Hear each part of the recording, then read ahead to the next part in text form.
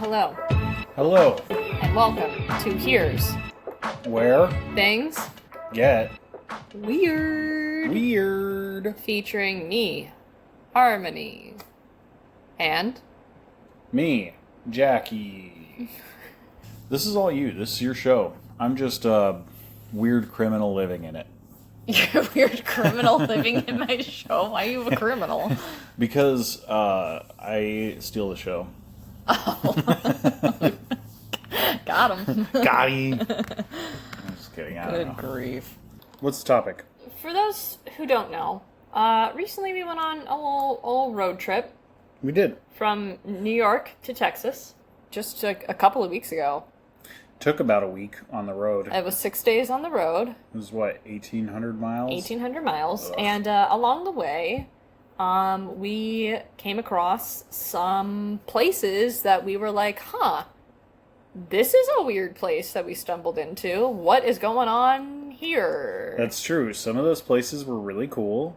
There were some other places that were kind of creepy. Yep. Personally, I find creepy places to be kind of cool. And I include this place as being, kind of cool. I mean, listen. Places that have a story are cool. Sometimes, yes. Usually. They're interesting, at least. So, today, we are going to talk about one of the towns that we drove through, in which we were like, wow, this place has a vibe. There is a certain something that this place has. It's a very ghost town vibe, except you do see people driving there. There's a lot of people there. Surprisingly, we saw quite a few people on the road, but we didn't really see many people outside of their cars, and also almost everything was condemned, it looked like. Yeah. So the place we are talking about today is Pine Bluff, Arkansas. Yeah. Now, not unlike much of the rest of what we saw about Arkansas. We certainly saw a lot about Arkansas, and we will circle back to that. Yeah, we drove, diagonally through the entire state. We did. We drove corner to corner through the state, and we saw a whole lot of nothing. We saw rice paddies.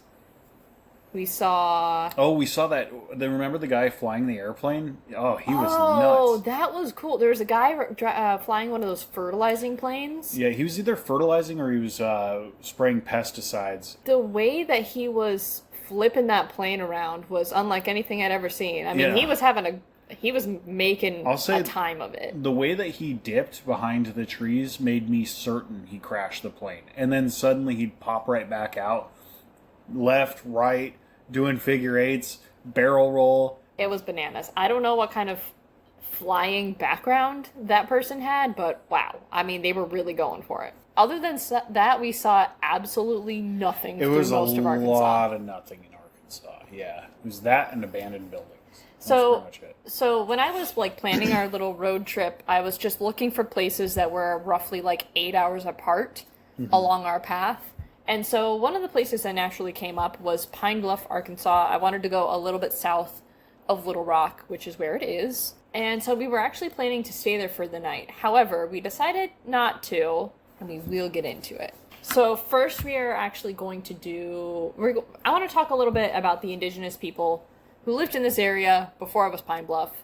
It's an important part of the history to talk about the indigenous people who live there. All right. That's true. In this area was the Quapaw Nation. And I have a combination of sources here.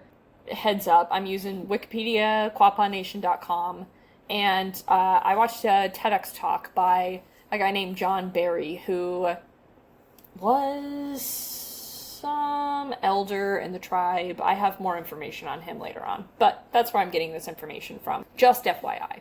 All right.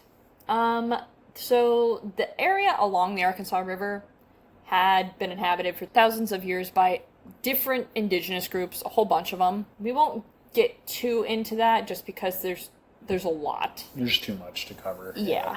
But these groups used the river for transportation and fishing, of course.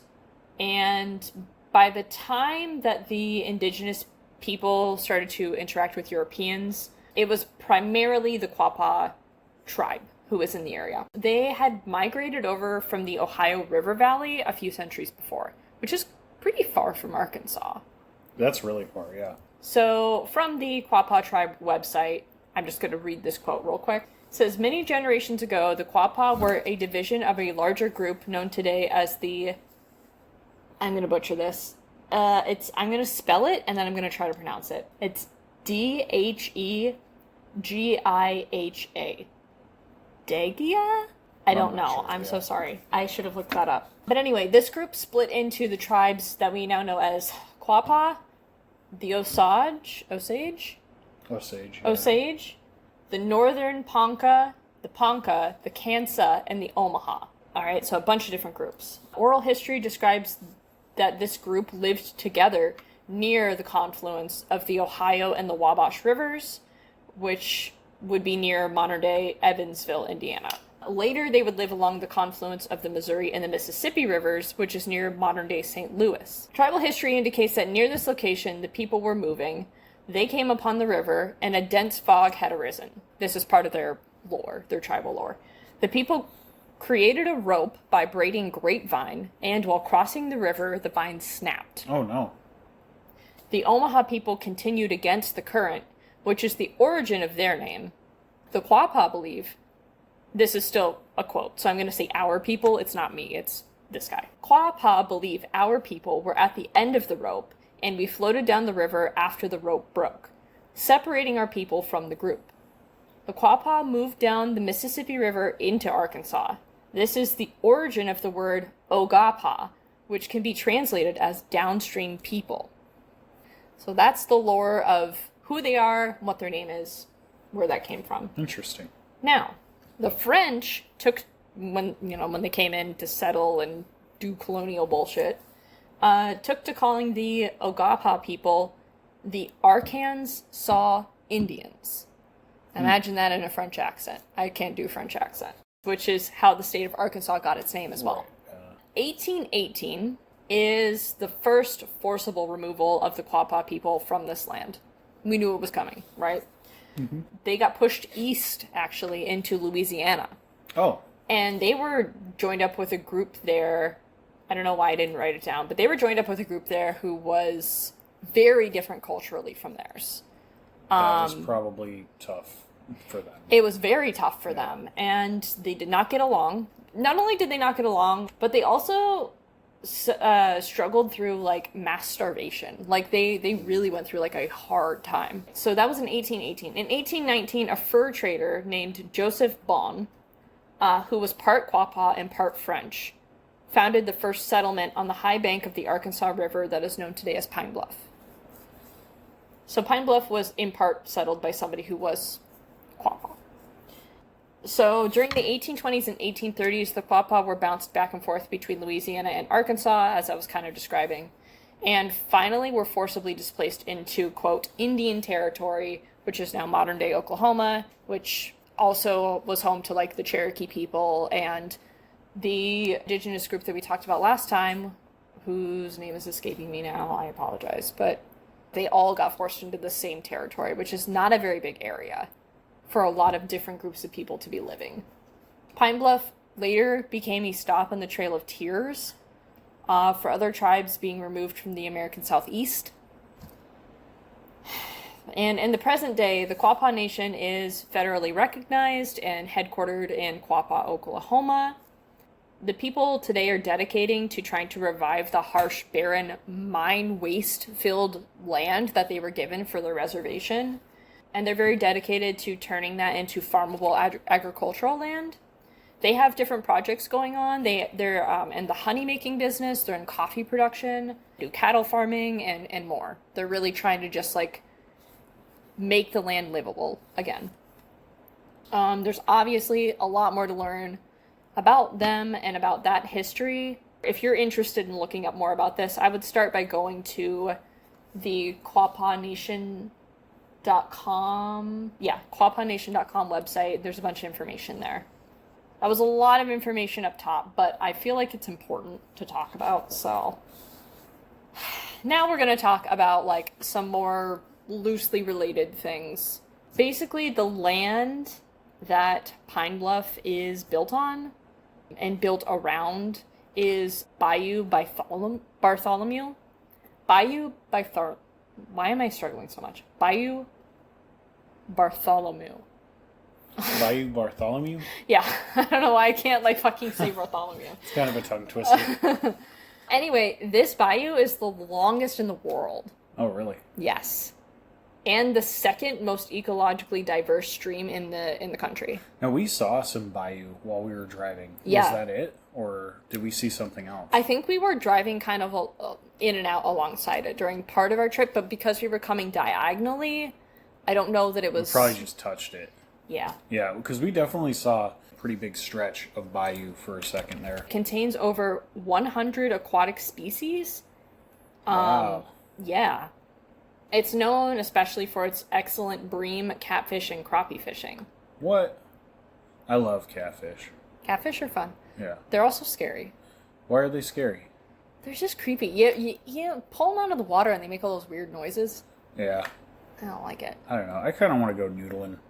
Just jam your arm in there. Yeah. That feels mean. Why? They like it. I don't think they do. They're the ones biting you. I don't think that means that they want your whole arm in them. Well, what do you suggest? Not that. I mean, we're going to eat them anyway, so, like, what does it matter? I don't know. I don't like thinking about it. Anyway, portions of the bayou are considered some of the best kept secrets of Arkansas anglers. They swear by it.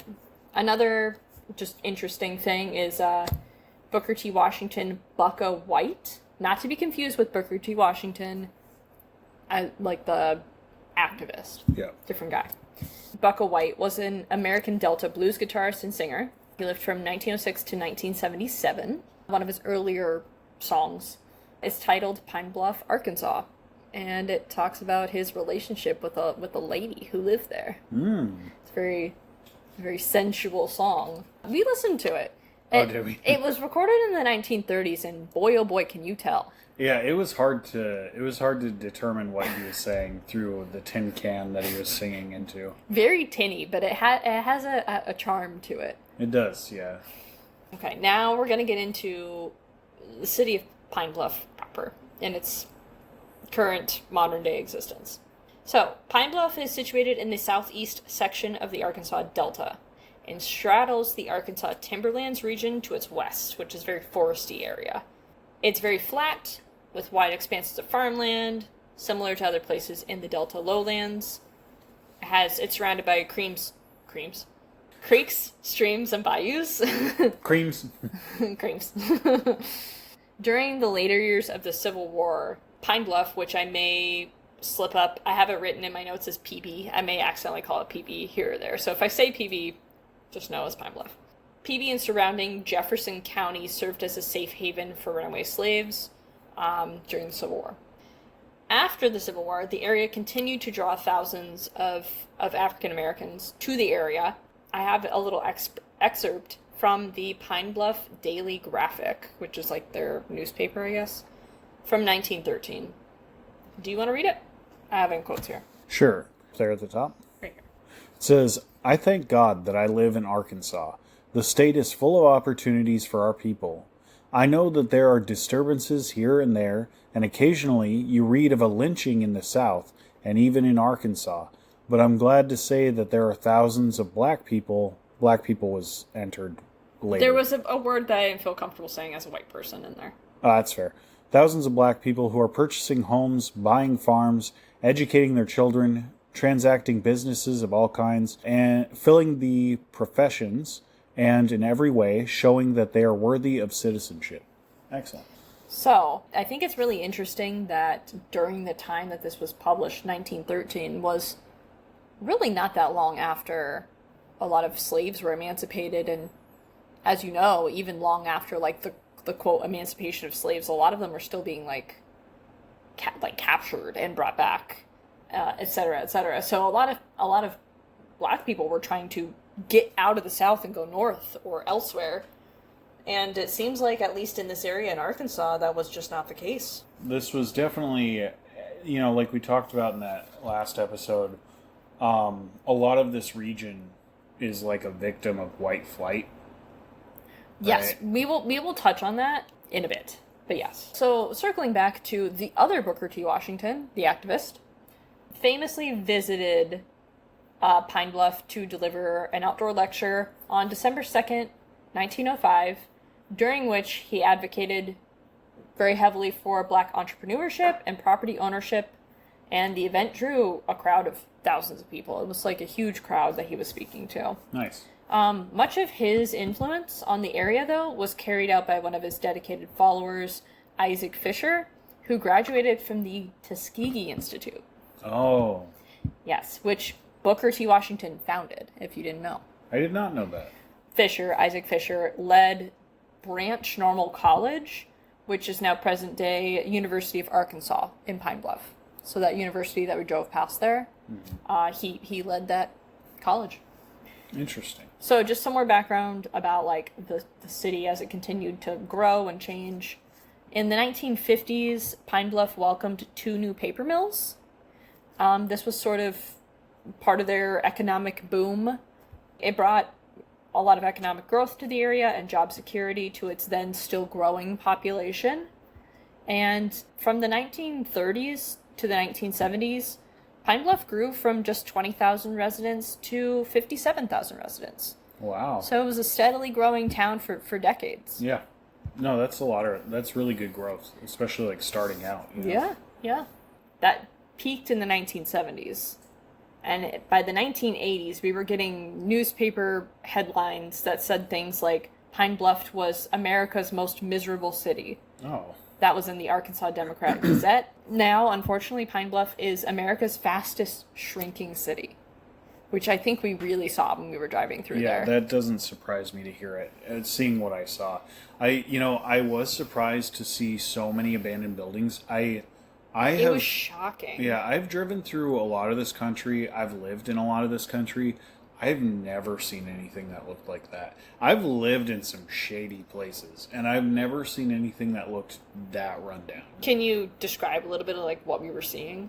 Just everything. Gas stations, old stores, people's homes, garages, automotive garages. They were like crumbling Every in. single thing had broken roofs, caved in, boarded up windows, vines growing on them.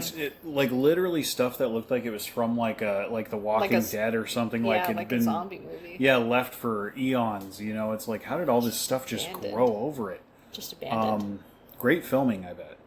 If you need it for a movie. Honestly, though. It was just so. It was like, here's the thing. And when I saw all that, I thought, oh, this must have been like the old place where people used to live, which is true.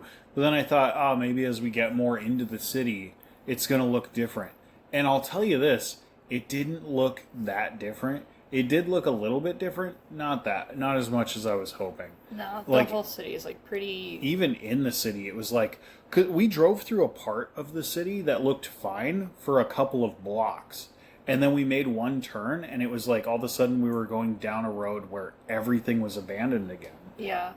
Deep in the city. So it was like, what has happened here? It seems like the way that things are abandoned there is very like dispersed in a way where it's not just like you were saying, not just like one street or whatever. It's like buildings all over the city. It's like all over the place, but it's also, there were stretches where it was every building. Yeah. Yeah. Yeah. So, what was once a city of around 60,000 clocked in at only 41,253 people at the 2020 census. It's a huge population loss. Between 2010 and 2020, they lost about 16% of their total population. It's huge. That's a lot. Gonna go over a few stats. The median household income in Pine Bluff is $42,718. The average is $58,109. The per capita income is $22,242, which is quite low. And the poverty rate sits at about 24% overall, but about 36% of residents under 18 live below the poverty line. So that's a lot of kids who are just in families that are really struggling. Yeah. The major employment sectors in town are manufacturing, healthcare and social assistance, and retail. So they don't have a whole lot of like industry. I mean, manufacturing is like, as we know, in the US over the last several decades, a lot of that has been getting exported and moved and stuff. And so there's just not a lot there. And the other industries, healthcare and social assistance, I think is really reflective of like what the needs of the community are, clearly. So compared with Arkansas as a state, the median household income in Arkansas state is $60,000, which is almost $20,000 more than the median income in Pine Bluff. Mm-hmm. The average for the state is $84,759, and the per capita is $34,225. A living wage for a single adult with no children in the state of Arkansas is about $20 an hour, just for context. So that's not too bad. Everything in Pine Bluff, though, is significantly below those benchmarks for the state. And we drove diagonally through the entire state. I wonder if we just missed anywhere that was like economically booming, because most of what we saw was a lot of nothing or rundown Well, I will say this. Even in its current state, Pine Bluff is still the 10th most populous city in the state of Arkansas. Really? So I wouldn't say Arkansas is booming really anywhere. Little Rock is going to be the biggest city there. And if I remember correctly, population of Little Rock is not that big. It's like a couple 100,000. 207,000, yeah. Which is like it's a sizable city. A good city. Sure. It's like a little city. But for being the biggest city in the state, that's pretty small. It's a lot of open space here, for sure. Yeah. So that was a lot of stats. I am going to just kind of start getting into what's going on there. So starting in the late 60s and into the early 70s, residents began to leave the city of Pine Bluff for smaller surrounding areas, such as Whitehall and Watson Chapel. The residents who were doing this, a lot of them were doing so because they said that they missed having land, owning property in which they could have like horses and animals and stuff. And also just the way that the industry in the area was changing, was impacting people. Yeah. Which we will talk about more. But so in response to this sudden fluctuation, the stopping of the growth of residents, Pine Bluff kind of like freaked out a little bit. Really? Yeah. They tried to dispel the rumors of population decrease and tried to boost their numbers. And they actually did this by annexing a large area of land surrounding the city in 1985, which brought its population temporarily up to 63,000. That was the official peak of the city. Wow. I mean, it worked a little. Yeah. By the next census, just 5 years later, though, that entire 6,000 person boost had already been lost. Yeah. So in just 5 years' time, they lost another 6,000 residents. And they were like, "Oh, okay," and then left again. These people didn't come into the city. They were already living there on the outskirts in an unincorporated area. Yeah. And Pine Bluff had decided to just incorporate them into the city. Gotcha. So they were unchanged, essentially, in terms of like what they owned. So it was just like kind of a little bit of a falsification of data. Yeah, it's like gerrymandering. Just a tiny little falsification. Just a little gerrymandering as a treat. As a treat. But despite them doing that and incorporating a larger land area, they still lost thousands of residents. Ugh. By the mid-90s, Pine Bluff really stooped to a new level. And they started annexing prisons in an effort to keep their numbers up. Wow. That's actually kind of... Yeah. So the city officials were really afraid when they dipped under the 50,000 resident mark. It signified a huge loss in government support and income for the city, making the existing local economic crisis really feel extra impactful on the citizens especially. What is happening as a result of all of this population decline and sort of like what is causing this to begin with? Mm-hmm. Well, as a result of all of that, crime is rampant. There are no local jobs. There's drug issues, and the locals who remain in the city say that the police are greedy and tend to extort the community, which is largely black. The demographic of the area I don't think I have written down, but it's like 77% black and about 17% white. That's wild because the only political signs we saw down there were the whitest people you could imagine. Yeah. Yeah, like their faces on those signs, yeah. Yeah. I was watching a video interview of somebody who was going around and talking to Pine Bluff residents, and there was a white local who lived in Pine Bluff for a long time that says he notices how corrupt the local police are and how they tend to target the black community, especially in Pine Bluff.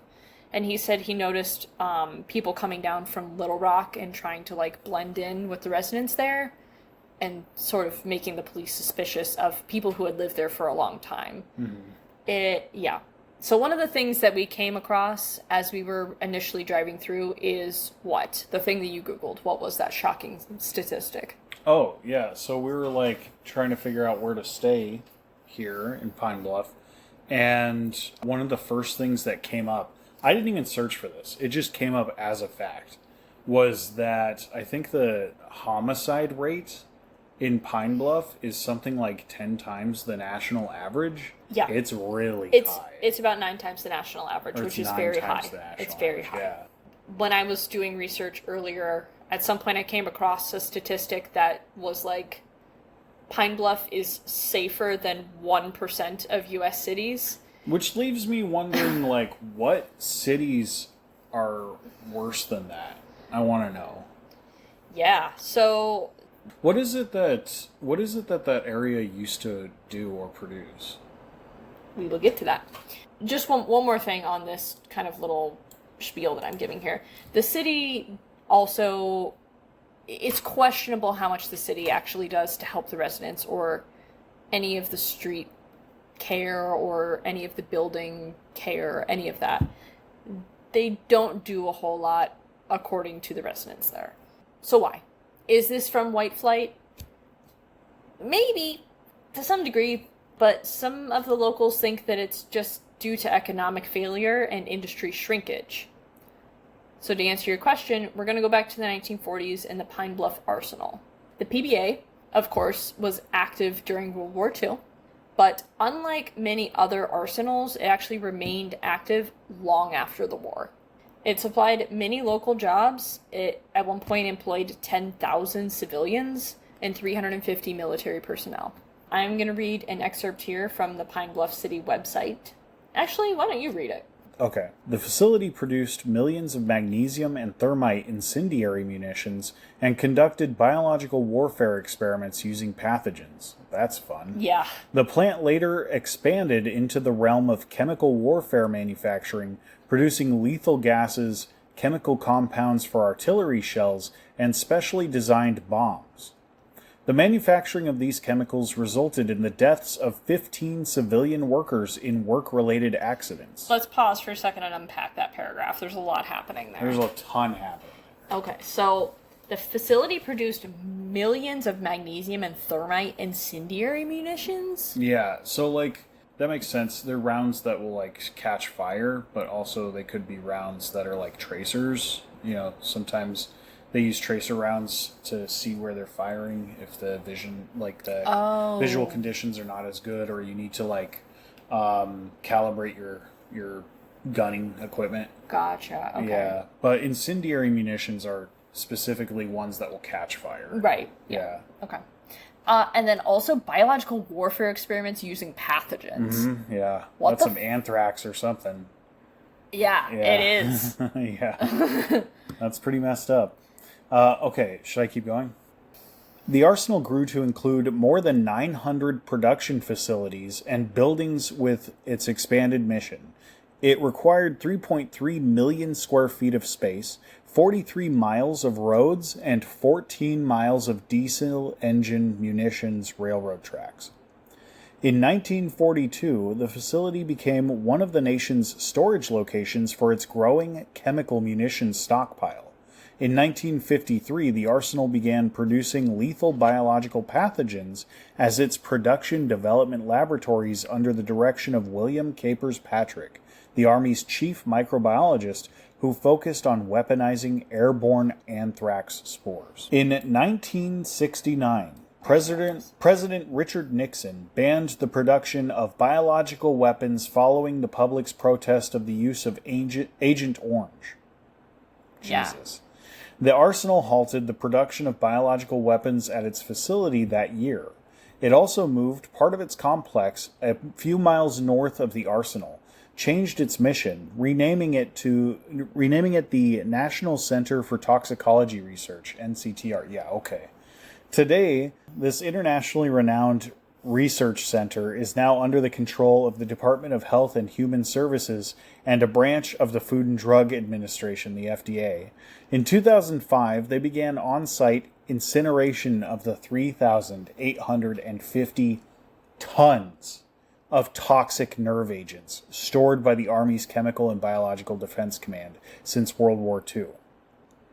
Since 2011, the arsenal makes smoke, incendiary, and pyrotechnic devices and tests chemical defense clothing. There's a lot going on here. Let's talk about it for a minute. Okay. So, Nixon banned the production of Agent Orange in '69. In response to that, they stopped the production of their biological weapons, which was mostly anthrax-based, I believe. Yeah. The burning... Go ahead. No, you go ahead. Well, just the fact that you changed your name to the National Center for Toxicology Research, that's like being a company that just punches children in the face, and then you change your name to the company that researches helping children who get punched in the face, but still punching them in the face. You know what I mean? Like Totally. Totally. Real misdirect here. Yes. Really glossing over the first part of that. Yeah, and then the on-site incineration of tons and tons of toxic nerve agents, that can't be good for the local environment. No, I bet that probably caused a ton of issues. Yeah, that probably led to some of the stuff we're seeing today. Certainly that has caused an increase in cancer or something in the area. I mean, that doesn't feel... I would hope that they did it appropriately. I don't want to make too many accusations, because I truly... I don't know. I don't know. But, interesting. Listen to me. 3,850 tons that they were just storing of toxic nerve agents. Tons of toxic nerve agents. It's thousands and thousands of tons. How do you burn that and do so in a way in which it is not impacting the community? So following the 1940s, when this was at its peak, employing 10,000 people, there was a period of industrial growth and development. Great. We saw things like the paper mills coming to town that we talked about. It's a lot better than the entire fucking state of Arkansas working for the Kill People factory. Well, they were working for the Kill People factory. That was the industrial growth. Ugh. Yeah. Bet you feel silly now. I'm just kidding. Hi, baby. Hello. Our cat just, she's popped up for some snugs. What's up, kid? Alright, anyway. So there was some industrial growth in the area, etc., etc. But by the 1980s, there was a recession in the 1980s that really hit Pine Bluff hard. And the PBA laid off a significant amount of its employees, to the tune of 5,000. So 5,000 jobs were lost over a period of just 2 years during this recession period. This, of course, did not improve as we continued into the early to mid-2000s. They never really recovered after that 80s recession, and by the time the 2008 economic crisis hit, grocery stores began to close, which caused food deserts, which it doesn't exactly make people want to move to an area when they know that they can't access groceries. Absolutely. Yeah, I know. Just Harm and I, our experience in New Haven, Connecticut, we lived in like a food desert. There was food around, there just weren't groceries. Yes. Downtown New Haven is a food desert. So like, absolutely. So like it's, all expensive food, and then the food is also like rotten most of the time. The one grocery store that was in the area was way expensive. Extremely The food was always expensive. expired. It was always expired. Yes. And then, or rotting. And then that store closed down shortly after we moved there. They closed and they moved a couple of blocks further from the center of downtown, worsening the food desert. Anyway, yeah, definitely knowing there's a food desert there will make you actively not want to live there, for sure. it certainly doesn't help anything. Not to mention, it obviously is representative of, like, how much the population was shrinking and stuff, and how economically bad everybody was doing. We see things like grocery stores and malls and other retail businesses close their doors, churches closing their doors, and ending up abandoned and in disrepair, in addition to hundreds of homes.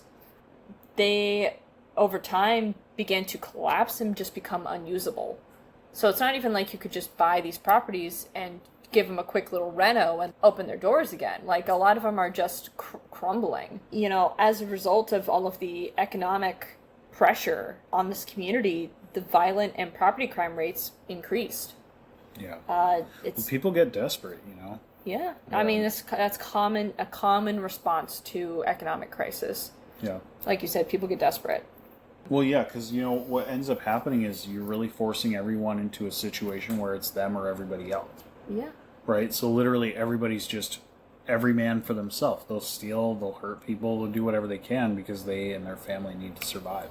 One of the video documentaries that I watched on Pine Bluff talked about this R.M. Knox house. And I was on the fence about whether or not I wanted to include it, because this man and this house, they have Confederate ties. He's still there?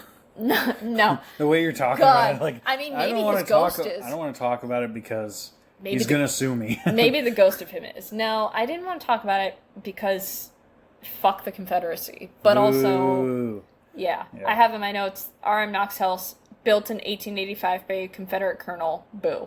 Regardless, Knox was, unfortunately, a local business owner, and he did help found the local bank. And his home is sort of an iconic feature of the town. Now, this house is in severe disrepair. I actually took a screenshot of this. You can kind of get an idea of, like, what the hell's going on with this house. Wow.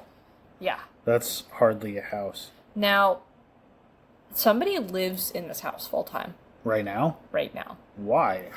Well, that doesn't seem legal. I don't know why this particular person is choosing to live there, but what I do know is that there are, when your resources are yes, there are many people who live in these structures that appear to be abandoned. I mean, they really are dilapidated to the point that they should be condemned, but I wonder if there's no agency to condemn them. Well, there is, and there's actually there's a lot going on with the local politics, which we will touch on. You are very much doing a good job of foreshadowing everything I will talk about. Yeah, so as you can see, Jackie, there's no roof there. Yeah, it's like caved in. Describe a little bit of what you're seeing here. How do you live in a house where half of it is caved in? This is what appears to be maybe a 3-story home that at one point was probably quite nice. I'll tell you, just from this one picture, the first story looks unusable. So, there's a person who lives in there full time, and allegedly they had a contractor come out and tell them that there are no leaks in the house and that it is savable. That's a lie.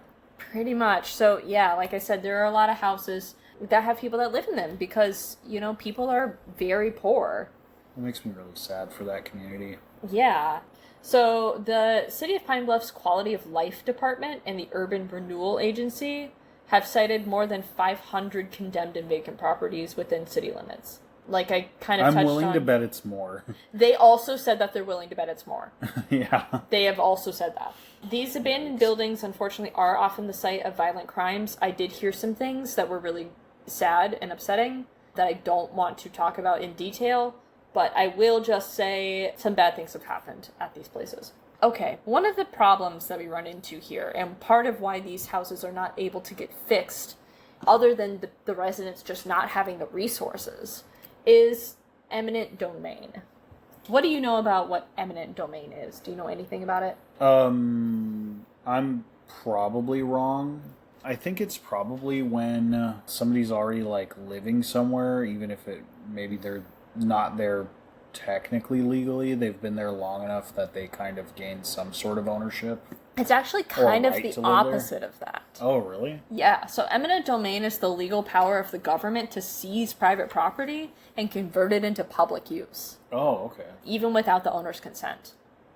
It is a sovereign right that can be exercised by the federal, state, and local governments. An unfortunate example of this happening in Pine Bluff was the home of a deceased woman named Eula Davis. Her surviving daughter tried to sell her mother's home, found out in the middle of selling it that it had already been demolished, and she had no notice of it. The city, according to her, made no effort to reach out to her about the house getting demolished. She was in the middle of trying to sell it to someone and found out.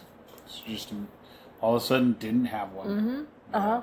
This also kind of goes hand in hand with this sketchy house auctioning system that they do there. They have a lot of abandoned properties, and once a year in July, they open a bidding process for people basically anywhere. You and I could, we're not far from July. You and I could pop online in a month and bid on a property, sight unseen. $1,000 and just pay $1,000 and just own something there.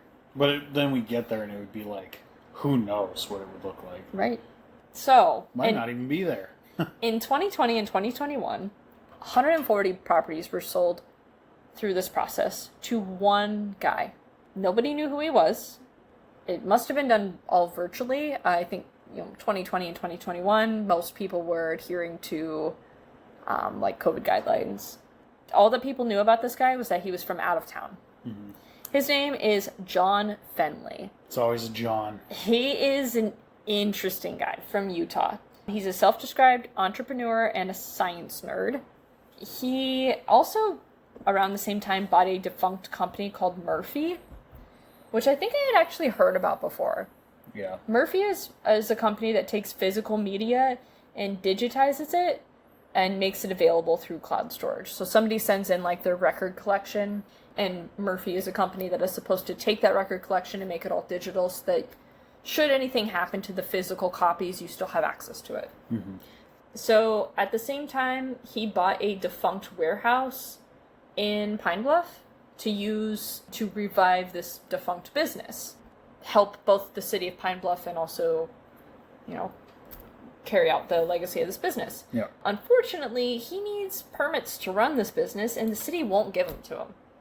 Don't really know why, they just denied. Well, so sounds like their politics there are pretty messed up, according to the citizens, what they have to say. It does seem like there's some tensions going on there. Mm-hmm. So now this guy has a warehouse full of people's valuable collections, their memories, and he can't legally do anything with them. They're just sitting there, as of now. Or at least as of a year ago. This same guy, of the 140 properties that he purchased, sight unseen, he says that he's donated a few of the properties to different groups and entrepreneurs in the area to help them start or run their businesses. In the video that I watched, there was a group of young adults who were musicians, and he essentially rented out the property to them for $1 a month. Nice. So that they could use it as a music studio. Yeah, that's cool. Yeah. So he's kind of done some things like that around the community.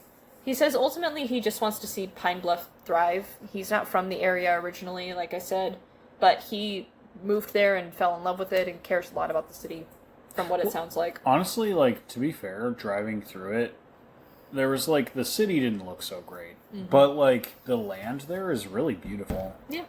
Yeah, it was nice driving the whole way through.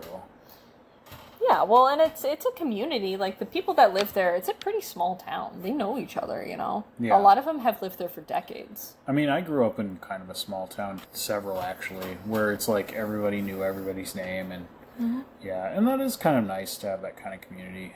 Yeah. It can be kind of a pain sometimes too, but yeah. So the same guy says that he's lost at least one house to arson, and he says the city gives him really no incentive to clean it up. He wants to improve his properties to help improve the town overall, but he says that the city actively gets in his way and really just does nothing. What is going on that this is the city's motive to do this? I don't know. There are numerous instances in which he says that he's noticed inconsistent enforcement of different, like, codes. One of the things he talked about was, like, there was property that he bought for, like a few $100s, and sometime after he had purchased it, the city decided to, like, put liens on the property and charged him, like, $36,000 for it. He said none of that was mentioned when he bought the property.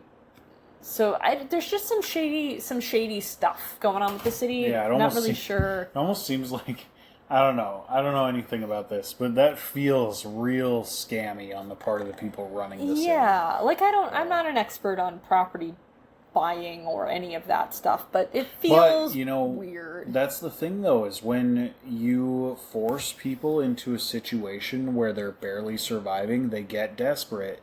Even people who have, like, political power, and, like... Yeah. That's just... Definitely, yeah. So, yeah, other residents, not just him, also claim that the city just doesn't seem like they're on their side at all when it comes to protecting property or even just giving proper notices before properties are meant to be demolished or condemned. There are also 10 abandoned schools in Pine Bluff. Some of them have already been demolished. Some of them are just there in ruins with, like, stacks of textbooks and calculators and different school supplies just left there to rot. This is, of course, largely due to the fact that their population has shrank a lot. Yeah.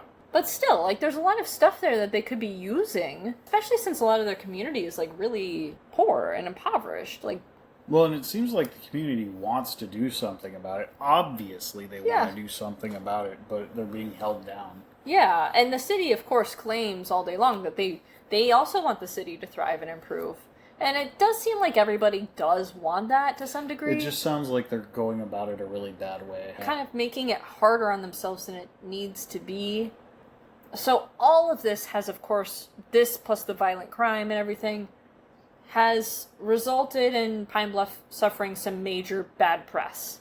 If there's one thing that's not going to bring, like, tourism or external dollars into your local community, it's people thinking that they're going to get unalived when they visit or stolen from. Yeah, we want to bring that stat particularly down. Yeah. Yeah. Even though in recent years their crime rate has started to dip, Pine Bluff still has a really bad reputation for having such a high crime rate, which it's just not going to help them. They need a lot of money to come into that city to revive it, and it's just hard because nobody wants to go in who isn't already there. Some of the residents say that they're afraid to raise families in Pine Bluff because it's too dangerous. There were a lot of people in the different interviews and things that I saw who said that they are actively trying to leave the community. There are just as many people who say that they are sad to see the community the way that it is and that they really love it and want to see it revived, and they're trying to stick it out. But it's sad. It's a sad situation. It's, these are, in a lot of cases, people who've lived there their whole lives or for decades, and they're, like, sad that their community is in such bad shape. So, is there hope for Pine Bluff? Can it be revived? No. What do you think? No? Not right now. Well, I think there is hope. I think that there's hope with, like, the people who live there, but it sounds like, they've got a pretty big boot on their head just kind of holding them down. It's tough, and there's give and take. The city is sort of the city is, like, trying, it seems, but also I need to know more. The city's actually doing. I really just want to know more. I think that there's, of course, hope, and a lot of other people do too, but it's going to take a lot of work. I think there's always hope. There always is hope. Yeah. But the people who are in charge are obviously not doing the right things. For whatever reason, for better or worse, it's not the right things because the outcome sucks. Yeah. And they need to wake up to that. Yeah, that's fair. There are some local initiatives. There's a Boys and Girls Club. They have some community gardens. Shout out to Boys and Girls Club. Mm-hmm. I was part of that when I was a little kid. Yeah. I loved Boys and Girls Club, yeah. I used to play Tony Hawk Pro Skater 2. With your big brother? With we had like kind of big siblings. I didn't have like a big brother, I don't think. I don't remember. It was a long time ago. But that's fun though. Yeah, definitely fun hanging out with the older kids and just having something to do, somewhere to be. Yeah, exactly. No, totally. So that exists there. There's community gardens. The Boys and Girls Club actually, from what I saw, they bring the kid into the community gardens and teach them how to grow their own food and about nutrition and nice. All those good things. That's good stuff, yeah. Yeah. The city did start something called the Go Forward Initiative at one point, which is a 5/8 cents program. You ever heard that term before? Nope. I had to look it up because I wasn't sure. But basically what happens is it's a fairly common tactic that areas use to just inject a little bit of more money into the local city area economy by charging a 5/8 cents tax on either property taxes or sales taxes or income taxes. So just charging a little bit of money from each person to just drive a little bit more money into the local economy. Unsurprisingly, not really been that successful. Yeah, I wonder how much money has actually made it into the economy. That's kind of the thing. Yeah, so only a handful of new builds have been completed since the 80s, which was the whole point of the Go Forward initiative. And this has, of course, been criticized by a lot of the locals. Yeah, they already have no money. You're going to take more money and then give them nothing. So the city has said that they've launched urban renewal projects, and they've begun some demolition of some of the condemned buildings with hopes that they can start to rebuild. But from everything I've heard and seen, even coming directly from the mouths of city officials, they really haven't done a whole lot, at least not as of yet. Yeah. According to the Pine Bluff Black Chamber of Commerce, despite the population of Pine Bluff being nearly 80% black, only around 8% of the Pine Bluff businesses are black-owned. Yeah, I'm not surprised. Yeah. Especially given, like, the political signs, this person for sheriff, this person for mayor. It was all literally the whitest people you could have. Just the worst guy you know. Yeah. Yeah. Yeah. They didn't look too friendly either. Yeah. In Arkansas State, about 9% of businesses are black-owned. Compared to the demographics of Pine Bluff, and somehow they have fewer black people owning businesses with such a high percentage of black residents, is actually really wild. Mm-hmm. I mean, money's not going where it needs to go. Yeah. Yeah. So there is somebody who goes by, her handle is Afro Angie. She's on TikTok, YouTube, Instagram. She's one of several Pine Bluff locals who's sort of leading the initiative to reinvest in and rebuild Pine Bluff. Shout out to Afro Angie. Her channel is mostly short-form content that focuses on community investment and empowerment, as well as showcasing local available properties and different voices of people in the Pine Bluff area. She also runs something called the K&C Network, which seems to showcase local Pine Bluff entrepreneurs and has like motivational videos. There's also something called Home Again Pine Bluff, which I thought was really interesting. I'm going to tell you a little bit about it. Home Again Pine Bluff is run by a local pastor. He fixes up old abandoned homes in the area and hopes that it will give both the structure and local families a new chance at life. He has this program set up in sort of an interesting way that prioritizes building community. Basically, interested buyers pay a below market rental price for 3 to 5 years. After which, they'll be offered a chance to purchase the home either for $25,000 or half of the appraised value of the home. I don't know if it's a whichever is less or whichever is more situation. I don't know. Whichever comes first, maybe, or... Yeah, I'm not sure. That still sounds like a pretty good deal. Yeah, so like if you think about that... Assuming you're able to do that. Yeah. If you think about that, I don't know what the average rental price is, and let's look. Okay, so... apartments are quite affordable in that area. Wow. I'm sure with ratio to income, they're still pretty high, but their cost of living overall in the state of Arkansas, I believe, is about 25% below the national average. Yeah. So it is cheaper there, even with lower incomes. Yeah. I imagine it would have to be. This looks especially cheap coming from where we've just lived. This is $500 a month. That's fantastic. I would love that for $500 a month. Shit, Actually, I had something very similar to that for $500 in Oregon. It looks like rentals go for anywhere between like 400 to like at the high end like 1,000 a month there. So below market value for 3 to 5 years, and then $25K. That ain't bad. That's not bad to own a house. That's pretty cool. In this economy? Right? Hey, if you're listening and you're from Pine Bluff, like actually, and we're just talking out of our ass and sound stupid, you should let us know. Yeah, please. We would like to get actual feedback from somebody who's lived there for a while. Yeah, like I said, I've a lot of the resources I've used to collect this information were interviews from residents, but obviously I'm an outsider looking in, ultimately. Okay, so as part of this program, they also require people to have a job, and if they have kids, they have to take parenting classes. There's like financial literacy classes and other down for other the requirements. financial literacy. I think that should be a requirement in high school. Mm-hmm. I basically took a financial literacy class in high school that they called business math, but I learned a lot of practical information. We learned about taxes, like... Most people are good at math, they just don't ever realize it because they can't relate it to anything. Right. Because they've never been shown how to do that. Right. Which is why business math was fine for me, and I actually do very well with statistics. Mm-hmm. Statistics is kind of my bread and butter for my math. Statistics was hard for me at first, but now I'm really good at it. You know, I did like the graduate level statistics for my degree. Yeah. And it's just like you're saying, you know, it's because it's very easy to apply that to what's happening in real life. Mm-hmm. Yeah, because that's all it is. It's just look at this real life situation. What do the numbers figure say? It out. Yeah. Yeah.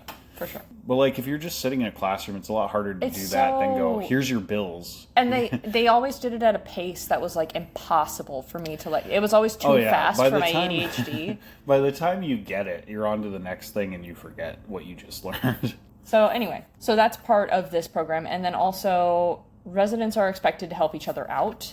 This is cool. Like, good for this guy. This is a pretty... And the people who are part of this. Yeah, this, it looks like this website hasn't been updated in a while, but... Matt Mossler is the founder. Mm-hmm. I mean, these houses look pretty cool.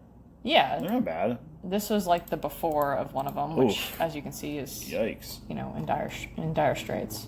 Yeah. I think this program is still kind of in its infancy to some degree. It's, from what I could see in like the little video doc that I watched, the person that they interviewed was a new resident of one of these homes, and she said, you know, the focus is to try to make it more of a community where you can knock on your neighbor's door and ask for a cup of sugar kind of thing. Wouldn't that be nice to like live in those days again? Mm-hmm. So I think that's kind of the idea. This is the vision that this guy is trying to put into place, and I respect that. I appreciate that. You know, making I appreciate that too. Nice, livable houses affordable for people who already live in this community, not just these outside real estate investors coming in and Airbnb-ing everything or whatever. Yeah, boy, am I sick of that. Yep. One example that I wanted to highlight of this community coming together to sort of do something about one of these like abandoned homes is the Martha Mitchell house. I don't really know who Martha Mitchell is. Do you? No. Okay. All that I saw is just that she's famous for speaking out during the Watergate scandal. Mm-hmm. I'm sure that there's more to that. I didn't take the time to look into it further. But anyway, she had a home there that was built in the 1880s. It was left abandoned for a long time, but through community support, people were able to get the funding and resources necessary to revive and reopen the house as a museum. So it got all fixed up, and now it's accessible to the public as a museum, which is pretty cool. That makes me want to look more into her, because why did they revive her house and make it a museum? It says she was an American socialite and the wife of John N. Mitchell, the U.S. Attorney General under Richard Nixon. What's a socialite? It means that she was just a fancy person. She was involved in like high social circles. Martha Mitchell, resident fancy person. Basically, I mean, she was in these social circles that involved. I mean, her husband was the U.S. Attorney General under Nixon, so she was up in politics. She died in 1976. Okay. It says her public comments and interviews during the Watergate scandal were frank and revealing, so she must have been just like, yeah, here's what I've heard and seen. Mm. She was born in Pine Bluff, Arkansas. That must be the house that was there. Wow. A figure of ridicule to liberals and a public embarrassment to many a traditionalist Republican. Excellent. Hated by all. So yeah, I don't know much about her, but we'll have to look more. But her house is a historical monument now. It is, and it's above all else an indicator of what can be done when a community comes together to focus on a project. Yeah, absolutely. If they could do that one at a time for everybody's house, which it sounds like is kind of the goal of this other guy's program. My 2 cents is that there's hope for Pine Bluff as a community. They're going to need a lot of money. They're going to need a lot of external money to come into their community. Yeah, I think they need some money. I think they need a lot of coherence. They need that because here's the thing.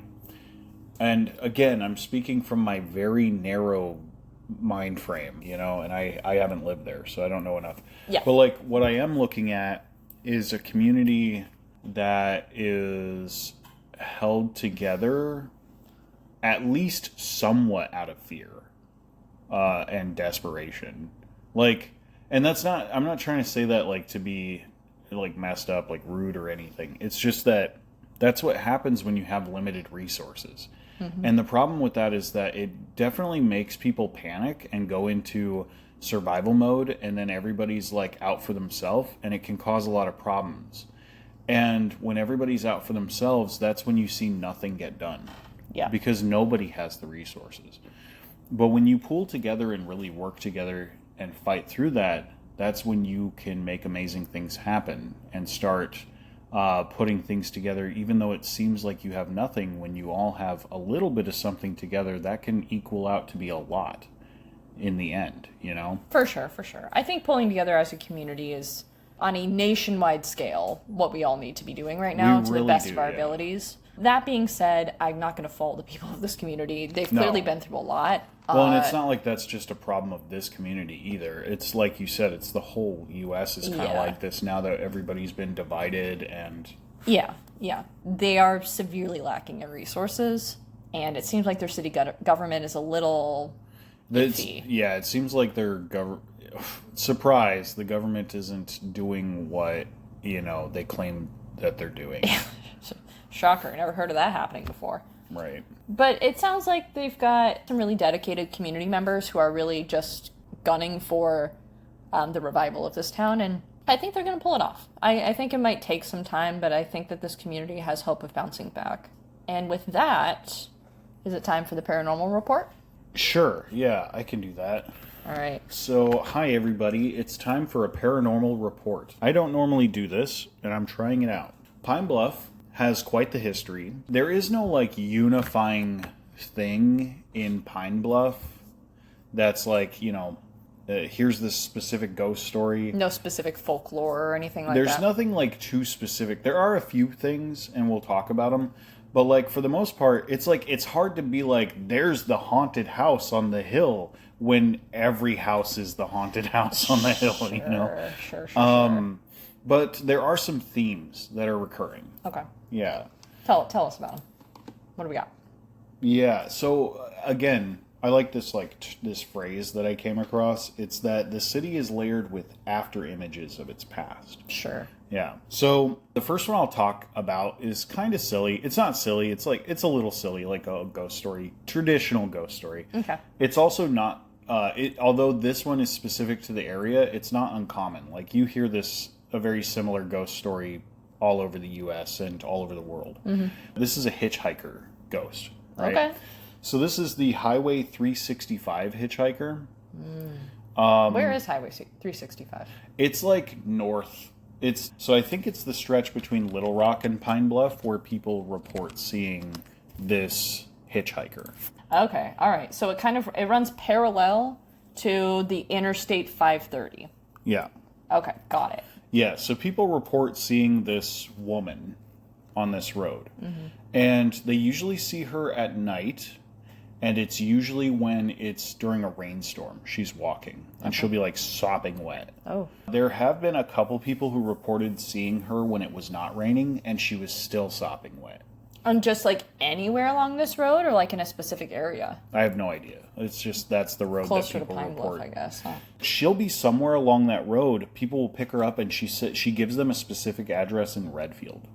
Interesting. Okay, so for listeners, Redfield is roughly halfway between Pine Bluff and Little Rock. Yeah, so I'm assuming she must get picked up somewhere closer to Pine Bluff, and people offer to drive her out too. So she actually gets in the car with people. They Yeah. like interact with. Oh, that's scary. So she's very shy. Mm-hmm. She won't talk, and at some point during the drive, she'll fall asleep, and you won't be able to wake her up. So you might go knock on the door and ask, for her mom's help or her dad's help to help carry her into the house. Mm-hmm. But when they answer the door and you say, "Hey, I've got your daughter in the car," they'll say, "Oh, my daughter died back then," right? Usually the story is that she died in a car accident during a really severe storm with her boyfriend when her boyfriend was driving unsafely. Mm-hmm. There are other variations that don't include a boyfriend, but that's generally the story. And it gets reported fairly, not like often, but periodically. So how old is she? Like a teenager? Yeah, I'm assuming she's like a teenager, like just starting to get your driver's license. Interesting. Redfield is a very small town. Redfield is barely anything. It's like it's like 4 streets. Yeah, it's not much. Yeah. As far as I can tell, it does sound like pretty... Right. It's generic. Yeah. But like it's, people know about it. It's the 365 highway, hitchhiker. Sure. The one key point that's weird is they're always going to Redfield. Very interesting. So looking into the history, I can't figure out like a specific car crash that happened, but there was a car crash with a young man and a young woman on 365 highway when it was storming. About how long ago, do you know? I can't remember. I think it was literally like in the 50s or something. Yeah. So like even if we went to that address and it was their parents are dead now, Yeah, yeah. But, interesting. Yeah. It is very loosely based on a real event, probably, but... I feel like every community has a story like this that involves like a car crash and like somebody on the side of the road who gets in the car. We had one similar to this outside of Greeley. So... Lady in White is another sort of trope that you hear in these like places that It's like a ghost. It's usually a woman who's in white and she's very somber. The reason she's in white are for different reasons, right? Say something happened on her wedding day that was really tragic. Mm-hmm. Or oftentimes back in the day, and still today, I think, women, when they die, are buried in white. Sure. And so sometimes it's that, the lady in white is in the dress she was buried in when she died, right? Sure. Things like that. There are definitely variations of this story that include a woman in white. The hitchhiker is wearing a white dress, and she looks very sad, right? Okay. The reason I bring that up now is because it actually comes back later, because there are other lady in white lore that have to do with Pine Bluff. Only surrounding a real event. Or not a real event so much as a real place, a real thing. Okay. Another thing that's interesting, one of my favorite video games ever, probably my favorite video game, is Red Dead Redemption 2. Right. And I love Red Dead Redemption, and I always did, ever since I was a kid. I loved Red Dead Redemption 2 so much, because it reminds me a lot of my time growing up in Montana and like riding horses. And like you've seen me play that game for hours. I'll just be out in nature, like checking stuff out like I used to when I was a kid. But they also have a lot of stuff that's like historically accurate, like how the Pinkertons were and things like how the KKK was and that nature, things like that. But they also include some folklore in that game. And one of the things they include is a lady in white in the bayou. She's a ghost, and you can actually run into her if you're riding through the bayou at night. And it's very much like the area looks a lot like this area, or like Louisiana, right? Yeah. Or something like that. Mm-hmm. So let me talk about Lady in White a little more. Like specifically in this region? Okay. This is Lady in White in Pine Bluff. This is just the general stuff about her. So Lady in White is a ghost legend, obviously, tied usually to rural roads like this, or to bridges. Right. Lady in White is usually somewhere near a bridge, or like I said, like out in the bayou where there's like a lot of swamp water. Yeah. Usually she's very pale, she's in a white dress, she appears at nighttime, and she is often translucent or glowing. Mm-hmm. And then she'll appear for a moment. She might call out to you or moan, and then she disappears. Okay. Right? Sure. That's usually Lady in White. Mm-hmm. In this instance, she'll get in the car with you. But like in most instances, when people say, I saw the lady in white, she just is there for a second and then she's gone. Yeah. In local versions to Pine Bluff, people will sometimes claim that she is a real person, usually a victim of an accident or drowning, or possibly like self-harm. But there's no consistent historical evidence that I could find about this. Okay. Another thing is, she obviously, like, and maybe it's not obvious, but like, she's going to appear in creepy landscapes. So I think it's one of those things where you see something creepy and it just is natural to make up something about that place. Well, yeah, on that note, the concept of the lady in white in a bayou area, connecting back to probably the cultural significance of a more conservative, traditional group of people burying their women in white. Bayous are very swampy and probably have a lot of fog, a lot of mist.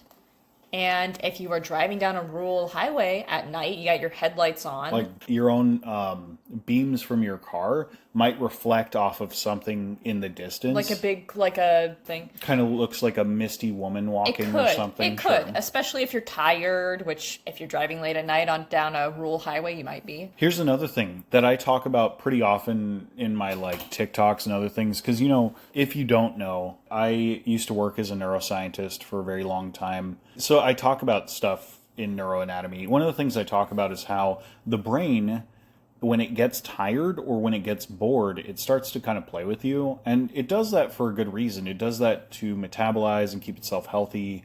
Also to keep you awake if it knows that it needs to be awake, right? Sometimes, yeah. Sometimes. Yeah, it's like its way of keeping you alive, right? Mm-hmm. And healthy. Keeping your brain tissue functioning healthy. A very common example that most people probably know is when you're sitting alone in a quiet room for a long time, you might hear somebody say your name. I hate that. That's a really common one. It's my least favorite one. I, on occasion, hear people talking in the next room. Mm-hmm.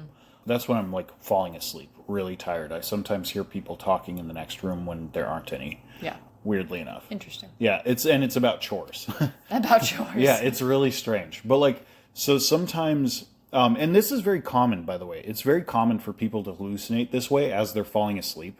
Mm-hmm. Part of that is because your audio cortex is trying to just keep itself active a little bit, just enough to keep itself healthy, right?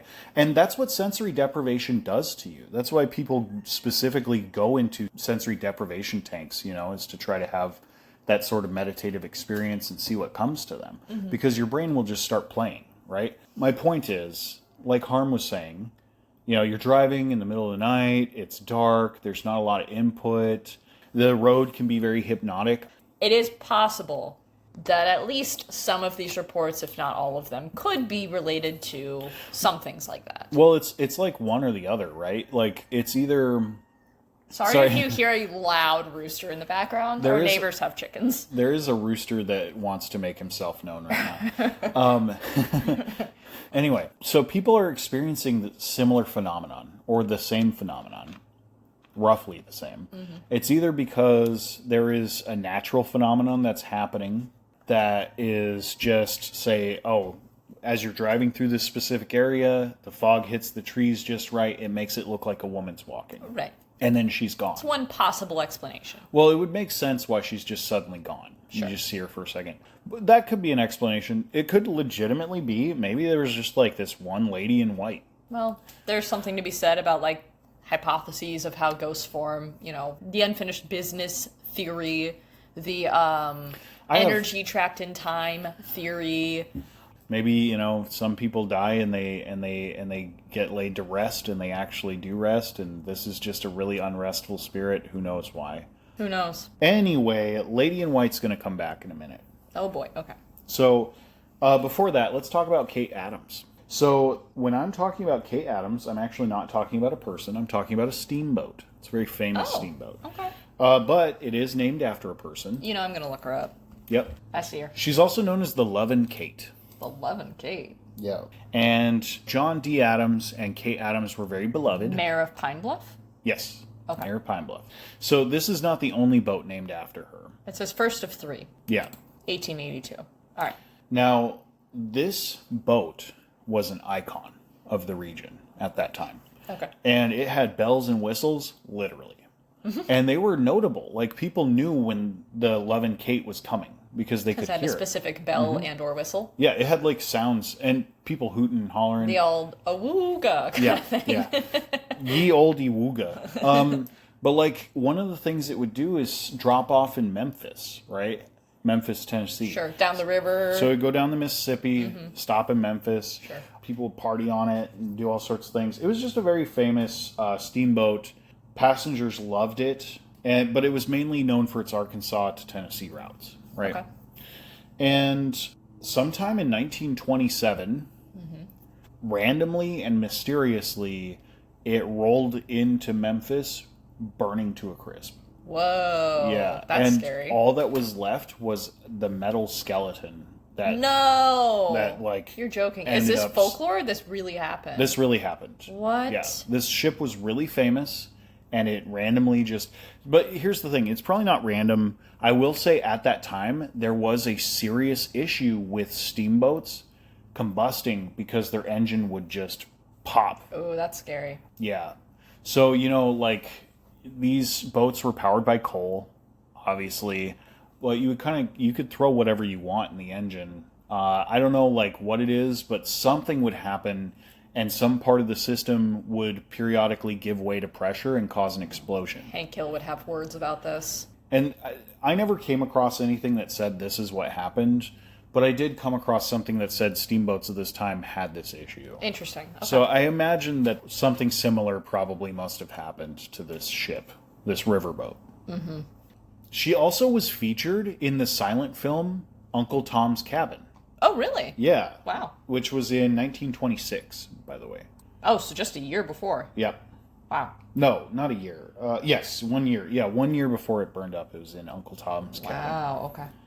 What made it so mysterious, the random burning up, and what makes it seem random is that she had decades of service.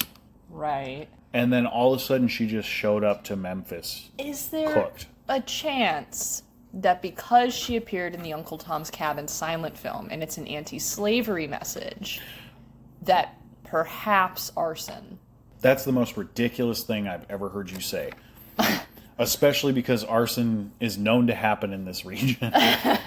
They do. Well, I don't know what it is about the stretch between Memphis and southern Arkansas, but they do love arson. Did you come across anything about that being a possible explanation? No, I didn't.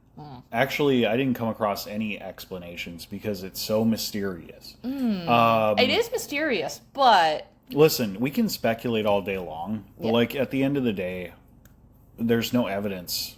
Sure. Because it literally burns to it's described as a metal skeleton. Regardless of what started the fire, very spooky. Oh, okay. So here's the thing. Here's the folklore around this vessel. Okay. Is that on foggy nights outside Memphis, people hear the bells and whistles of the Love and Kate. Spooky. Yeah. Sometimes they see her when they're out on the river. In her full form or in her burnt to a crisp form? In her full form. Okay. Yeah. That's a little bit less scary, but still scary. Yeah. Her burnt to a crisp form, I think, might still be there. What do you mean? I think it's sunk in Memphis. What? Yeah, I don't know if anybody went and got it. Where is she now? Where is she now? The Love and Kate, burnt to a crisp. Her sunken remains still lie in the river near President's Island in Memphis. The only surviving piece of the ship, her famous bell, was recovered after the fire and is on display at the Mariners Museum and Park in Newport News, Virginia. Straight up, when it is foggy outside, they play that bell. You know some guys in there like, wouldn't it be funny if I just... I would be like, you know? But it's in Virginia, it says, so it's nowhere near Memphis. Oh, shoot.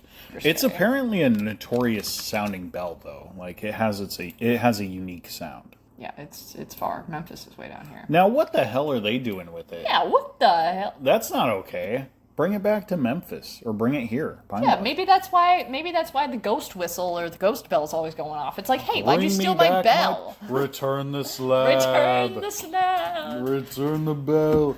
Okay, that's basically all I have about this Love and Kate. It's cool. It's interesting. It's a nice piece of, like, local folklore, right? Mm-hmm. We also have a really creepy environmental thing here. Okay. It's a structure. It's called the Dexter Harding's Sawdust Bridge. So it's a bridge that's built on top of a giant pile of sawdust. So in 1950, this bridge was built from sawdust dumped over an oxbow lake until it made a bridge.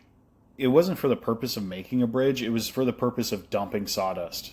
I'm picturing it's like just like a big padded down by feet over time, kind of compacted. Yeah, and it got compacted by like the water and also people using it as a bridge, mm-hmm. but also then eventually it got big enough that people started, using their driving their cars across it. Oh god, that doesn't right? Or their safe. Wagons across it in their cars. Sure. It supposedly still exists. Okay. It didn't come up. Okay, so like this bridge is apparently such an eerie place that people have made a lot of stories around it. So I found this dedication. It says Dexter Harding, 1796 to 1862. Mm-hmm. A veteran of the War of 1812. In 1850, built a home and sawmill on the south bank of Harding Lake. He spanned this lake by a bridge of sawdust and mud. Both men and beasts dreaded to cross the spongy surface, especially at night. People report like really strange lanterns, right? Just lanterns in the area. But they also report seeing headless ghosts. Really? Mm-hmm. No idea where that's coming from. What the hell happened? Yeah, I don't know if like there was an accident there or something, but for some reason someone fell off the bridge or something, but there is a headless ghost there. Ooh, spooky. Right. In 1850, this early Pine Bluff settler named Dexter Harding operated a sawmill on Harding Lake, which apparently doesn't exist anymore. Here it is. Or maybe it does and we're just having a hard time finding it. It looks like it's near the city itself, so I'll see if I can identify what this body of water is. Yeah, it's like just south of 6th Avenue. So I don't think it exists anymore. I don't think this lake exists anymore. I think the Pine Bluff Convention Center is built on top of where this lake was. Yeah, it kind of... Right? Yeah, it kind of... What is this body of water here? I don't know. That does say Harding. Harding Drain. Harding Drain, that's it. Okay, but this is north. I don't know. It's the Harding Drain. It's possible. Yeah. But, okay, so the mill dumped a bunch of sawdust in the lake. It ended up making a bridge, right? And this sawdust bridge was just really creepy. People reported that the surface would shift and bounce beneath their wagons and horses. Mm-hmm. Obviously, it's sawdust floating in the water. Sure. I mean, it's like piled up enough that it's probably solid, but like you said, you have to pack it down. It's so gooey. It sounds like a stupid idea. I hate it. But people used it, and it worked for like horses and carriages. I fucking guess. Yeah, wagons. It's like, you know what I bet it felt like? You know on the playgrounds where they have like that rubber stuff? Mm-hmm. I bet it felt like that. Or like when you walk out on a dock, and it's like kind of swaying under the water. I bet it's a combination of those feelings. Here's the thing. This bridge is legitimately scary. That sounds terrifying. Yeah, no, so not only is the structure really shitty, right? Mm-hmm. But like that swamp is filled with alligators and snakes. There's no way this isn't haunted if being haunted is a thing. So absolutely, and then also people do report lanterns for some reason. That makes sense though. Yeah, it could just be people walking around. Yeah, looking out for the gators, trying to figure out, trying to find your footing. We've talked about how Pine Bluff has a lot of issues surrounding like people leaving. Mm-hmm. And it's had to work really hard to try to bring more people into the area. Specifically, this bridge did not help because people found it to be so creepy that it actually discouraged people from settling there. Did people have to, was it one of the few ways to get into town at the time? Or, what was the... Well, you saw the old map. Ye old map. There was, where was that? A couple of roads.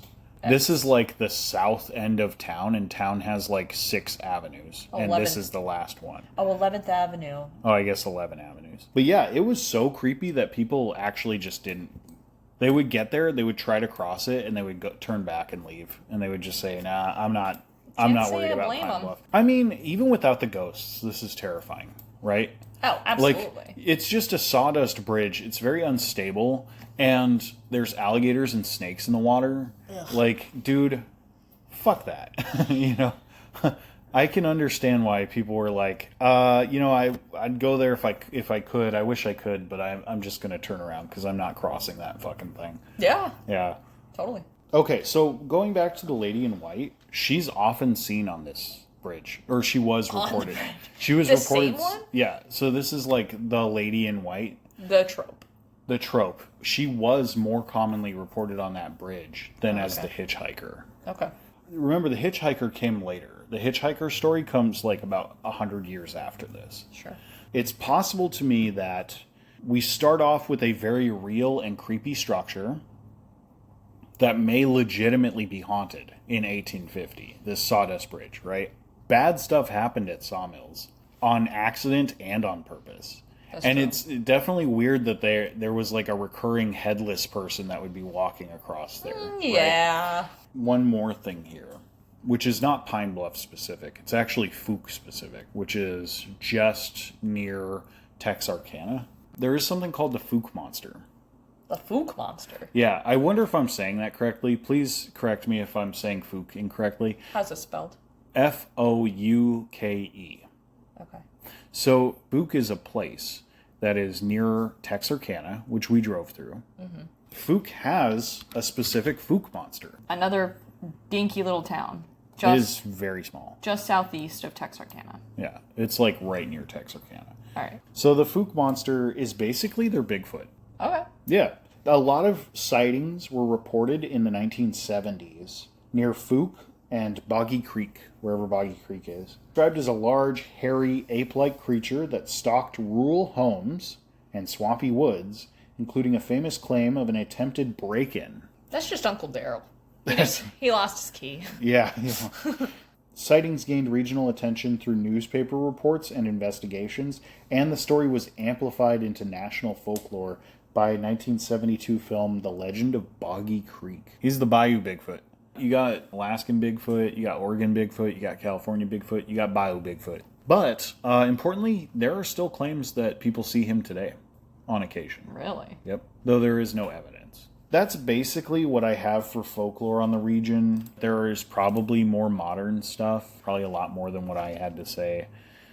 Please, again, if you're from Pine Bluff or anywhere kind of in that area in Arkansas and you want to share any of your stories, please reach out to us. Let us know. Definitely, yeah. And also, apologies sincerely for surely the numerous things that we have mispronounced. And just know that we are always trying to do our best. We are a couple of ignorant sluts. And yes. Mean no disrespect to anybody, any of the groups that we've talked about, except for the ones who deserve disrespect, like the Confederate colonel. Yeah, and like we are talking through a narrow viewpoint. Like we've only passed through there and done some like quick like Googling and a little bit of reading books or watching documentaries. That's literally all we've done. That was aggressive Ira. I thought it would be fun to read a couple of reviews of places in the area. Sure. I wonder if there are reviews of the Arsenal. This Arsenal sucks. It poisoned me and my family. 4.1 stars. None of them 1 star. Just pointing that out. 2 stars. Needs to be more diverse. This is on Indeed. Go ahead and read this. What is the best part of working at the company? Days off and the 4-day work week. That's nice. What is the most stressful part about working for this company? Jobs are not distributed fairly across the board. What is the work environment and culture like at the company? Terrible they handpick the people they want in certain positions. What is a typical day like for you at the company? Work and travels around the post. I don't know what that means. I don't know what that means either. We got some 5 stars. There's quite a few 5-star reviews. Child and Youth Program Assistant? What? At the Arsenal? I loved working here. Coworkers and the children were wonderful. There only was not the opportunity for advancement for myself. The facility was very clean also. All right. Not the opportunity for advancement for myself. 5 stars, though. 5 stars. Let's look at some other stuff. What are their eats like? Let's check out Legends Restaurant. 126 reviews, 3.8 stars. Not the best. Oh, no. Let's do by newest. Quiet Viper, 1 star 7 months ago. Yeah. Ordered a burger, medium. Came out like the photo. It's not a restaurant feel at all.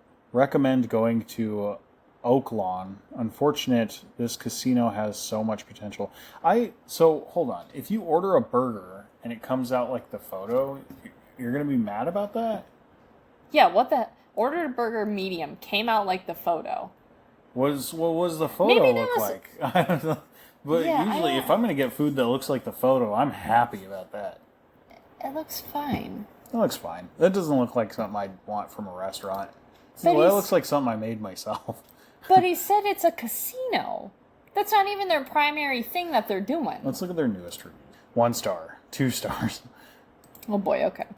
Let's look at what Alex has to say. Alex Duarte says 3 weeks ago, if everyone in this restaurant worked like Marisha, trust me, you would have the best restaurant around. This lady is amazing. Her attention to detail, her warmth, and her service are outstanding. My husband and I were in Pine Bluff for only 2 days, and we ate here both days. The food is very good, and Marisha's service is incredibly excellent. Chili's got 3.2 stars, 2,000 reviews. Chili's always got 3 stars, no matter what location. Chili's a solid 3-star restaurant. The stack of chips. Oh my god. I know. There's a video here of somebody who has like, what is that, 10 to 15 chips that are all like folded in on each other, and he's trying to bite into it. Yeah, that's ridiculous. That is some mismanagement of frying your chips. Yeah, they got really clumped together in the fryer. I've done that before. It's like a lettuce of chips. What about the Pine Bluff Chamber of Commerce? Harbor Oaks Golf Course has become, period, a place you never know if anyone is going to be there to open it. Jonathan Henson, 2 years ago, 1 star. He's not happy 2 years ago.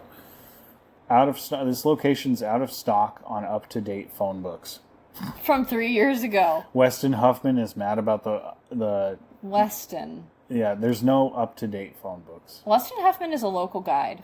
Sorry about that, Weston. Otherwise, other people are happy with it. Downtown development. And there were only like 6 reviews for the Chamber of Commerce, just to be clear. What is this? Downtown development. All right. Downtown is so sad with so many boarded up buildings. Yes, Tom or Margot Ooling. I think it's Ooling. Well, Tom couldn't be trusted to post his own reviews, and Margot had to put them on the same account. We all know why Tom and Margot are on the same account. Tom was commenting nice boobs on everybody's. Big bobs. Very nice bobs. Very nice bobs. This is LinkedIn. Oof, the USPS has 2.3 stars. Better than the one that we go to. That's true. The one we go to is 1 star, I think. 1.2 or something. But honestly, the one guy we interacted with there was awesome. Yeah, he was cool. Yeah. The Pine Bluff post office doesn't even deserve 1 star. Clerk is extremely rude. Every single review says not helpful at all. Extremely rude. What is going on at this post office? God, get it. Friendly workers is the tag that comes up. Okay. Okay, if you're going to go to the USPS in Pine Bluff, just make sure you come packed with an attitude. Don't go to the one that's right next to the police department. No, they're apparently very mean and unprofessional. Very rude and unprofessional staffing. We drove 40 minutes in the snow after talking on the phone with one of the employees, saying walk-ins are available until 3 p.m. for passports. After arriving, the one employee wasn't there, and the lady behind the desk that has a nose ring said that since we didn't have an appointment, we would have to leave. She has a very rude tone and needs to learn proper manner. You know what I mean? I don't know that I trust that particular guy. Very rude and unhelpful staff. The worst post office I've been to in Arkansas. The lady who handled the passports was the worst customer experience I've ever had. This seems like a lot of people are trying to get passports. That's yet another passport-related one. Okay. Extremely rude and not willing to help or do their job. I knew the moment I walked through the door I would be leaving empty-handed with the way the lady spoke to me. Refused to honor my passport appointment time because I could not show proof that I had one, even though I would have been the last appointment of the day, which was only a 30-minute appointment. She had no one else there claiming that spot, but still refused to see us. She informed me she had already closed out her passports and she wasn't going to open them back up. I will gladly go somewhere else. I do want to say we've gotten our passports, and I don't remember anything taking 30 minutes. No, the lady that we saw to get our passports... She was all, thanks, super chill. See ya. We weren't there for very long. It was like 10 or 15 minutes. It was like 10 minutes tops. I don't know. Apparently, the passport clerk here at the USPS in Pine Bluff sucks. Yeah. Sorry about it, guys. All right. So, final thoughts are: don't go to the USPS next to the police department in Pine Bluff. My final thoughts are: anywhere that you go, anywhere in the world, know that there are real people there who care about their community and want it to be good and nice and just want to live a nice life there. And there are going to be some assholes. It seems like Pine Bluff is no exception to that. And I hope that for them, they're able to get the revival that they desperately need in that community. And deserve. Honestly, with how many people have worked really hard to keep that community going, and the fact that it still is going after all of the hardship that it's experienced. Yeah. It deserves better. They at least deserve to have a roof that isn't caved in. Yeah, God bless. You know? Yeah. You know what? Come visit Pine Bluff. Spend your money. Spend your money at the Saracen Casino Resort. Yeah. 4.1 stars, 3.3 thousand reviews, open 24 hours.